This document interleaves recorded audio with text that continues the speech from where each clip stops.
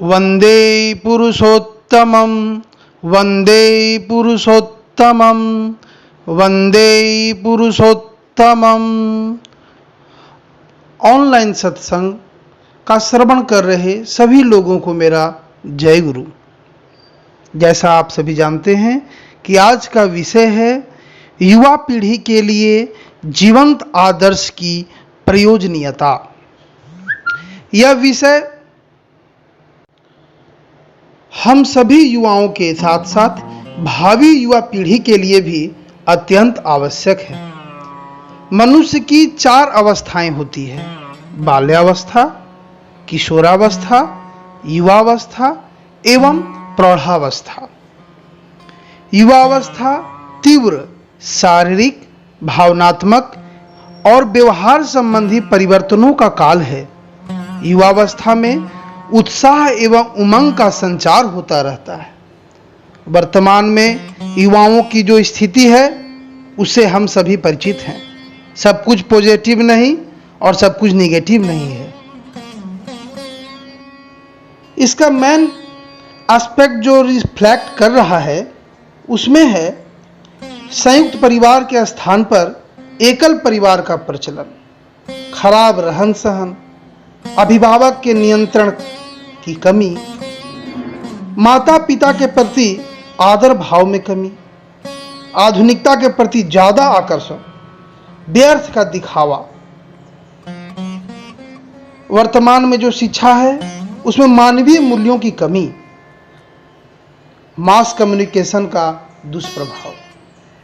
और इस सब में मूल बात है जीवन में जीवंत आदर्श का अभाव। हमारे जीवन का 2 पथ है। पहला वह पथ जिसमें मेरे जीवन का कोई जीवंत केंद्र होगा, जिसको प्रेम करके, जिससे युक्त होकर मेरा जीवन सुकेंद्रिक होगा, मेरी प्रवृत्तियां सुकेंद्रिक होगी और मैं एक बेहतर मनुष्य यानी आदर्श पुत्र पुत्री, आदर्श पति पत्नी, आदर्श माँ पिता में उन्नत होता रहूंगा।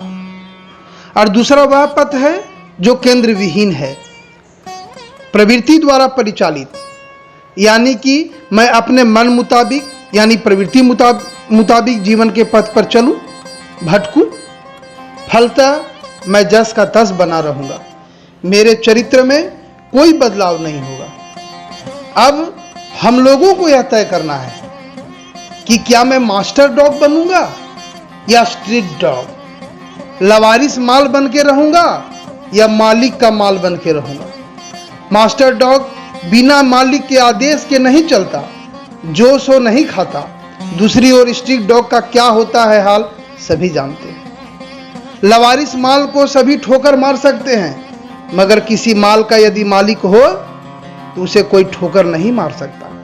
यानी वे अपनी प्रवृत्तियों से परिचालित नहीं होते, बल्कि मालिक की मदद से उनको वे परिचालित कर सकते हैं। यदि हमारे जीवन में एक जीवंत आदर्श नहीं होंगे तो हमारा जीवन सुकेंद्रित नहीं हो पाएगा। अर्थात कि जीवन को सुकेंद्रित करने के लिए एक जीवंत आदर्श की आवश्यकता होती है। आज हम इतिहास को देखें तो जानेंगे कि जितने भी लोग सफलता के शीर्ष पर पहुंचे हैं, निश्चय ही उनके जीवन में जीवंत आदर्श थे। जैसे अर्जुन के जीवन में जीवंत आदर्श भगवान श्री कृष्ण थे।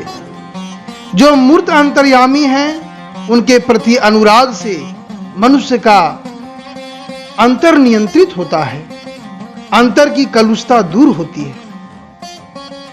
श्री श्री ठाकुर जी कहते हैं, मनुष्य आइडियल आदर्श तथा अवलंबन के बिना चल नहीं सकता, अपने अस्तित्व को बनाए नहीं रख सकता है।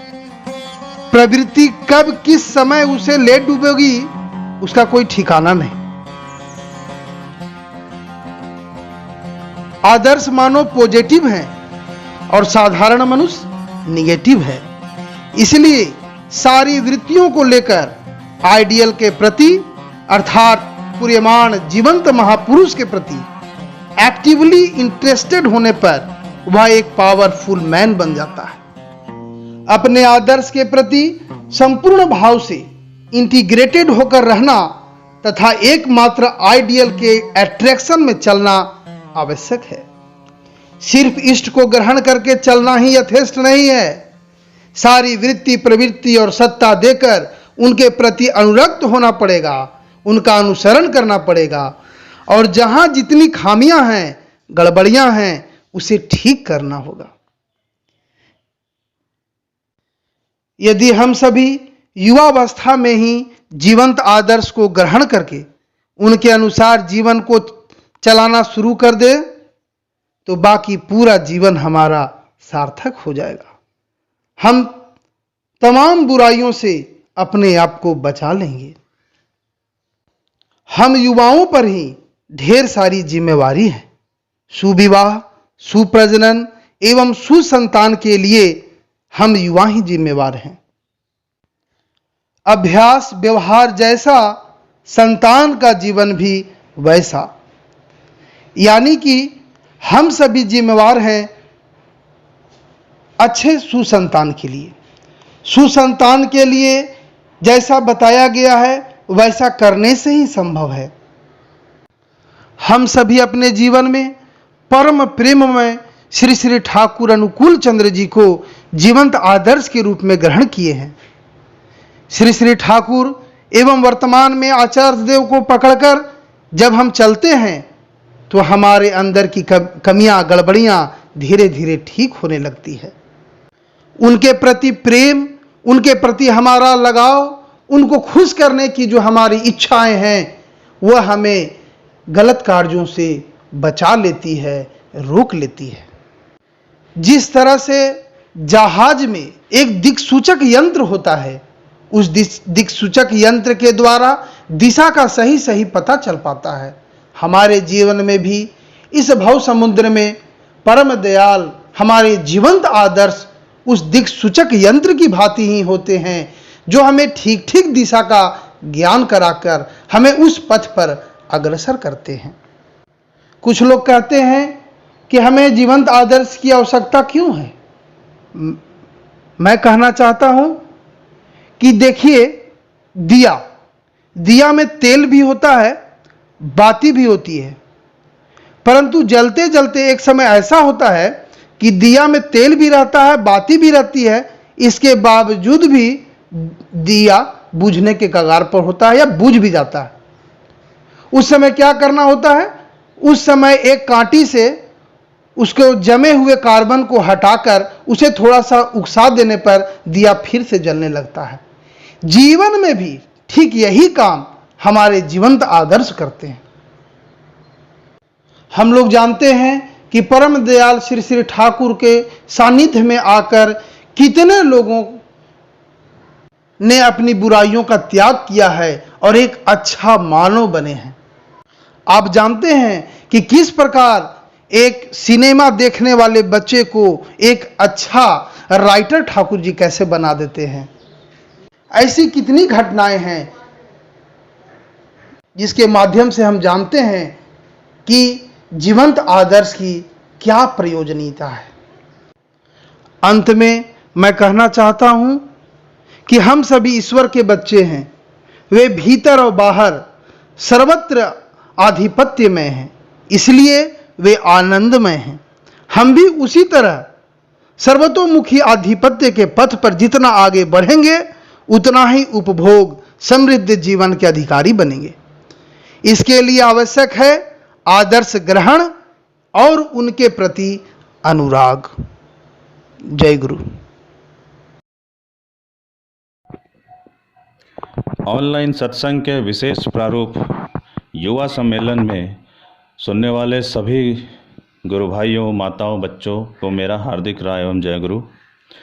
आज का जो टॉपिक है वो ये है कि युवा पीढ़ी में जीवंत आदर्श की प्रयोजनीयता क्या है। जीवंत आदर्श को पहले हमको समझना है कि वो कैसे होने चाहिए। जीवंत आदर्श वे होते हैं जो मेरे जीवन के एक एक क्षण में मेरे काम आ सके, और यही आचार्य परंपरा के माध्यम से श्री श्री ठाकुर जी हमारे लिए सबसे विशेष रूप में हमारे लिए ग्रहणीय है और वही जीवंत आदर्श हैं। देश की उन्नति के 4 स्तंभ होते हैं: कृषि, शिक्षा, शिल्प और विवाह। इन चारों स्तंभों का सही रूप में चलना अनिवार्य है। हम देख पाते हैं कि इन चारों स्तंभ में विज्ञान का कितनी अनिवार्यता है और इन चारों स्तंभों को ठीक रखने के लिए युवा पीढ़ी का जागरूक होना बहुत ज़रूरी है। आज युवा अगर सही ढंग से कृषि करना नहीं जाने, कृषि के विषय में अगर उसको जानकारी ना हो और उसमें कोई उसको इच्छा ना हो कि अच्छा कृषि कैसे होता है वो जाने, तो धीरे धीरे हमारे देश में कृषि ठप पड़ जाएगी, लोग भूखे मरने लगेंगे।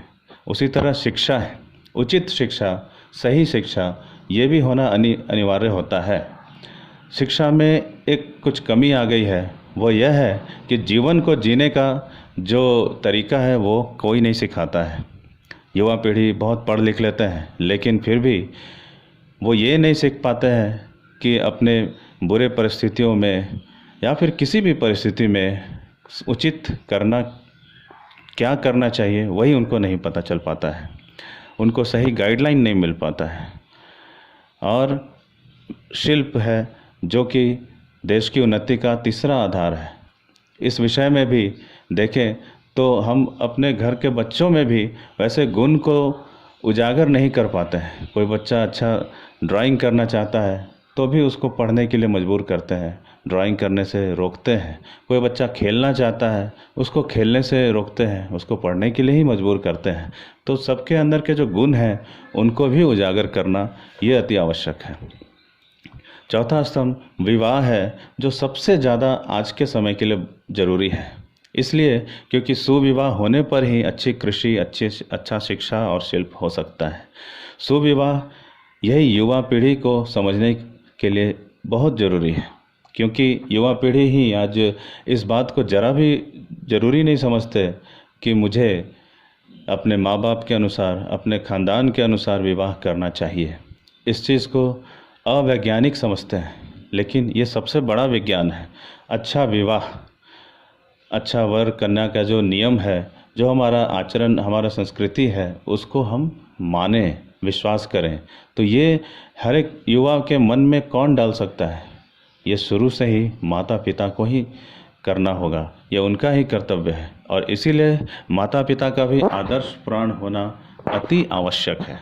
माता पिता अपने अनुभवों के अनुसार अपने बच्चों को समय समय पर कुछ न कुछ शिक्षा देते रहते हैं, वो बच्चों के मन में बैठ जाता है और वही उनके जीवन का एक बहुत बड़ा बूस्ट बनता है, जिससे कि वो आगे चल के अपने मुसीबतों में डटकर खड़े रह पाते हैं।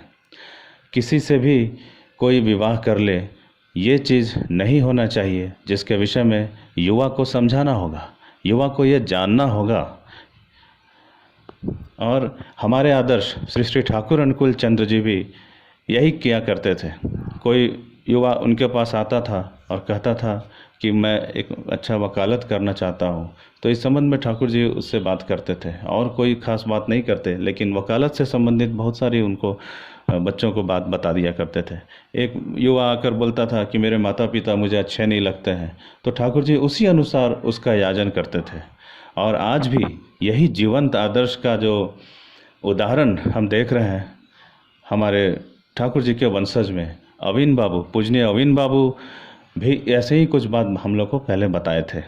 उन्होंने कहा कि सही ढंग से याजन होना बहुत ज़रूरी है। अपने किसी युवा मित्र को मैं देख रहा हूँ कि वो गलत रास्ते पर चल रहा है, तो मैं उसको बोलूँ कि तुम गलत रास्ते पर मत चलो, तो वो नहीं मानेगा। सबसे पहले उसके दिल में अपनी जगह बनानी होगी, उसको दोस्त बनाना होगा, मित्र बनाना होगा। तो सही ढंग से याजन करने के लिए सबको पहले अपना बनाना होगा, और ये युवा ही एक युवा के लिए कर सकता है। तो एक युवा के अंदर ठाकुर जी का प्रविष्ट होना कितना ज़्यादा ज़रूरी है, इससे भी समझा जा सकता है। मैं अपने ज़िंदगी का ही एक उदाहरण देखता हूँ कि मैं बचपन से ठाकुर जी को लेकर चलता था। स्कूलों में, कॉलेजों में, जहाँ भी मैं जाता था और ठाकुर जी के अनुसार चलने का प्रयास करता था, तो मेरे जितने भी युवा मित्र थे मुझसे ये ज़रूर पूछते थे कि तुम ये सब क्या कर रहे हो। मैं समझाने का प्रयास भी करता था और इसी बहाने कुछ युवाओं का दीक्षा भी हुआ। आज हमारे युवा मित्र अभी भी ऐसे हैं जो कि मेरे बचपन के मित्र हैं और दीक्षा लेकर आज ठाकुर जी को मुझसे अच्छे ढंग से लेकर चल रहे हैं। तो इसीलिए एक एक युवा पर ध्यान देने की आवश्यकता है और उनके ज़रूरत के अनुसार उनका याजन होना अत्यंत आवश्यक है। मैं इतना कह के ही अपने वाणी को विराम देता हूँ। जय गुरु।